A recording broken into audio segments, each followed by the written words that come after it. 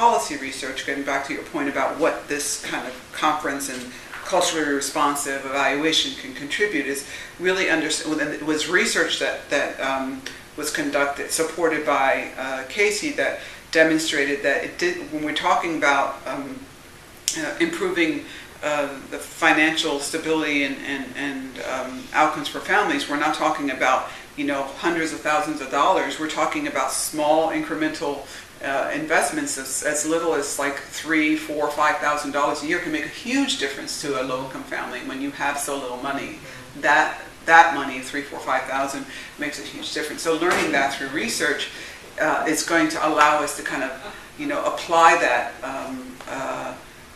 that research into practice and policies and see. And then we're thinking now, where can we start promoting the idea of using policy research results like that to change, state level policy, so that, monies to low-income families can have that impact. Thank you. That's good. What are some of your goals in participating as a keynote? Why did you accept the invitation? First, because Stafford Hood asked me to, and he's done a lot of, obviously, wonderful research in the area of education and cultural competence and in education, and just in the conversation around how we are measuring achievement and success in schools, and the importance of thinking about culture and experience and race and language and immigrant status and all those things. I guess, primarily so each of us at the foundation's kind of taking on this, race, ethnicity, and equity lens into our own work. And so my work as the Vice President for Research and Evaluation is to fund evaluations on our programs and to fund research that helps us come up with better solutions.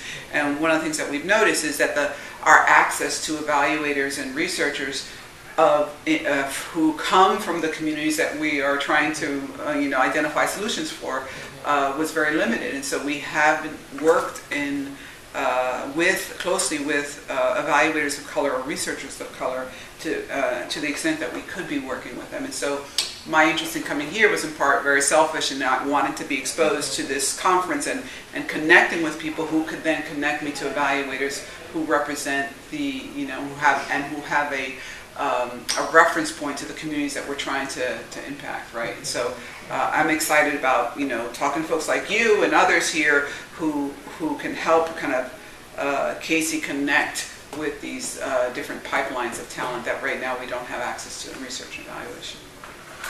What do you hope that your audience will learn from your talk? First I hope not to compete with the class, the lunch. I hope they're not bored.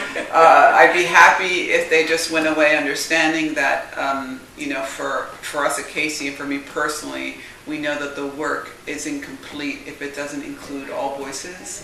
And diverse perspectives is not just about, hey, this is the right thing to do, a good thing to do, but I always have always believed and will continue to believe that the quality of the work is elevated when you increase the diversity of the perspectives informing that work. And I think that's been proved scientifically and not just kind of morally. What I hope to leave folks with is the understanding that there is an interdependence between our economic future as a country, what we value as a civil society, what we value as a democracy requires that everyone be included. You'll hear me talk a little bit about this tomorrow, but if you think about who the majority of children are in certain groups of kids, like more than half of kids under 5 in this country, more than 25% of kids under 5 in this country are Latino, and more than half of the kids born in this country are now kids of color, and you think about how little money is being invested in children as opposed to seniors, those kids are going to grow up, and we're going to be the seniors that they're going to be supporting in their day-to-day work. So we want to invest in them now so that we all kind of progress as a nation. So I hope to leave people with that sense of there are ways that we can do our work that lift up that interconnection, the fact that we are wholly interdependent in our success, right? Great. Thank you.